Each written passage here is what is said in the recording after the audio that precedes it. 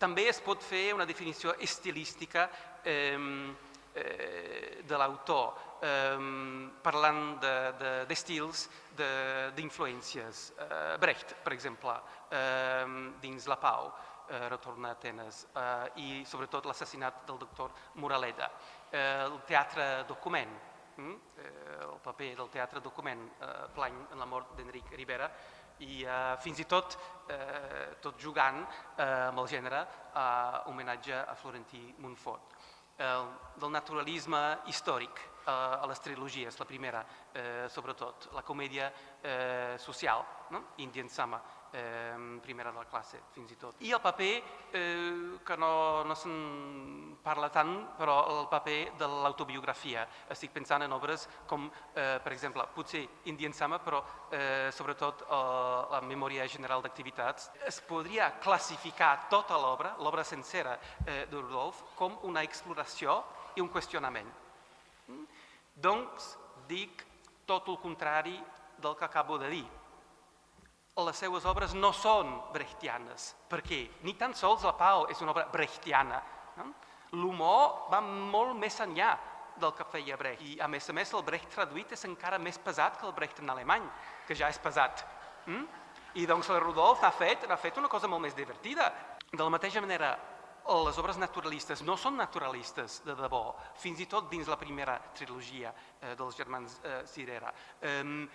Com juguen amb el temps, la segona trilogia amb la ràdio, La ciutat perduda, el temps que no és cronològic, el cinema, el paper del cinema a Cavalls de mà. Aquests aspectes construeixen obres que no són naturalistes. Per molts autors de teatre, notes, sobretot entre els catalans que jo conec, que el guió és un simple guanyapà, és una simple manera de guanyar-se la vida. Molt respectable. Però en el cas de Rodolf Cirera, almenys jo tinc la intuïció que no és només un guanyapà. Per l'entusiasme, per la capacitat de feina, per l'entrega, per la passió que hi posa, jo crec que Rodolf Cirera és un guionista de cap a peus i no ho té a menys. La televisió té menys prestigi cultural, però l'impacte sobre el públic és enorme.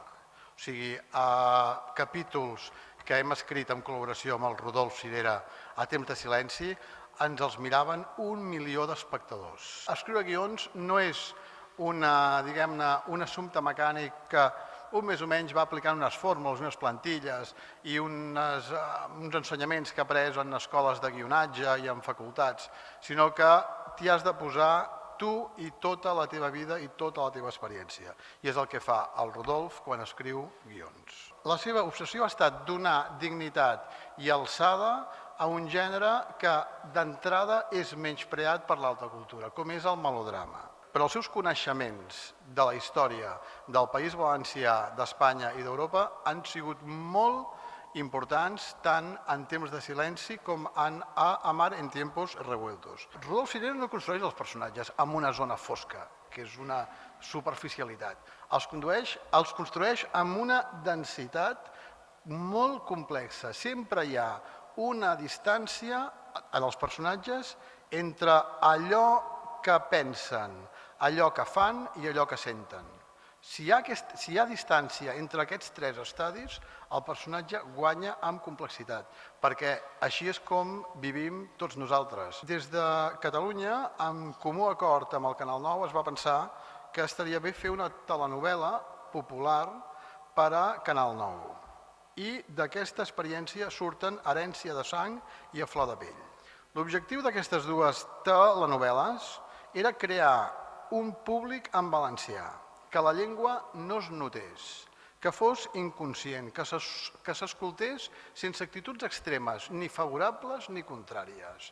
I per fi va arribar l'encàrrec d'Amar en tiempos revueltos, que em sembla que va per la 7ª temporada. És un fenomen impressionant.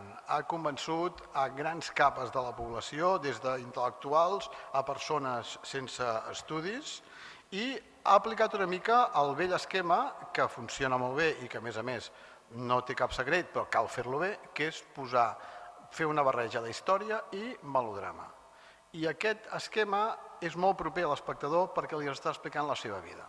Cuando el traductor es a la vez dramaturgo, cuando se trata de una persona acostumbrada a crear personajes y situaciones dramáticas, y después de escuchar a Enric, no solo dramaturgo, sino también guionista, y Rodolphe lo es, la labor de traducción y sobre todo la de adaptación puede resultar, si no más fácil, sí más natural por el oficio del autor. Y creo que esta naturalidad, este oficio, se refleja perfectamente en las versiones y adaptaciones llevadas a cabo por Rodolphe a lo largo de su carrera traductora. Carrera que, en mi opinión, comienza a despuntar con dos textos que se estrenaron en la etapa en la que el teatro público en nuestra comunidad estaba representada por teatres de la Diputació. La Dama del Mar de Ibsen, del año 81, y El Jardín de los Cerezos, de Chekhov, ambas dirigidas por Julie Leal. Ens hem preocupat els escriptors d'apropar fins ara el nostre llenguatge literari o teatral a unes convencions que puguen ser acceptades per un públic com més ampli millor, unes convencions on aquest mateix públic, el nostre públic, es pugui reconèixer, em fa la impressió que no. Tot això ho contesta Rodolphe, que ens hem equivocat en moltes coses i encara continuem equivocant-nos. Alguns autors, com ara els antecessors en aquestes jornades, Torrent i Pera, van lluitar per conservar i donar projecció literària al patrimoni lingüístic que havien heretat, a les formes de parlar de l'orto i de la safor que havien sentit i parlat sempre. I això és molt d'agrair. L'opció lingüística de Rodolphe, en canvi, va ser una decisió adulta, no produïda per immersió ambiental ni herència, sinó per un acte de voluntat.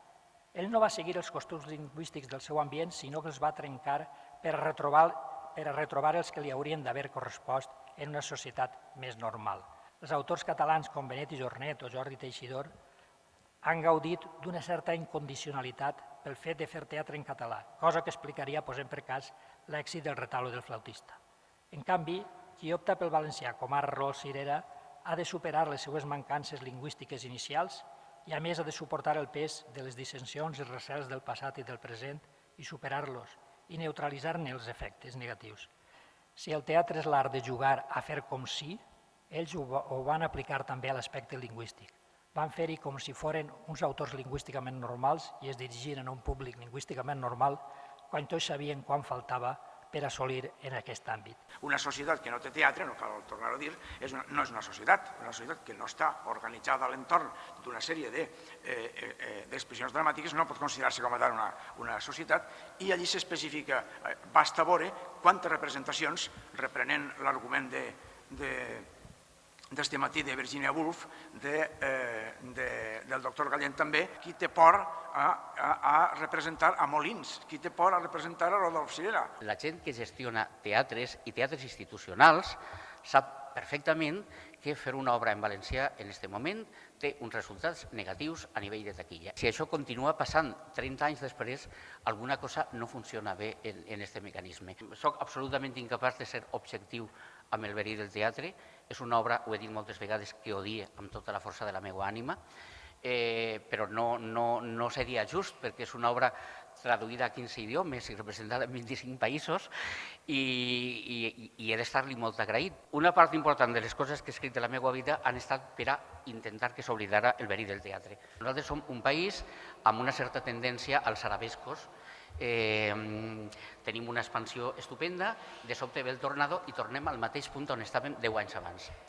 Amb la qual cosa, cada cicle de 10 anys ens retorna al lloc anterior al menys un. I d'aquesta manera no podem avançar mai.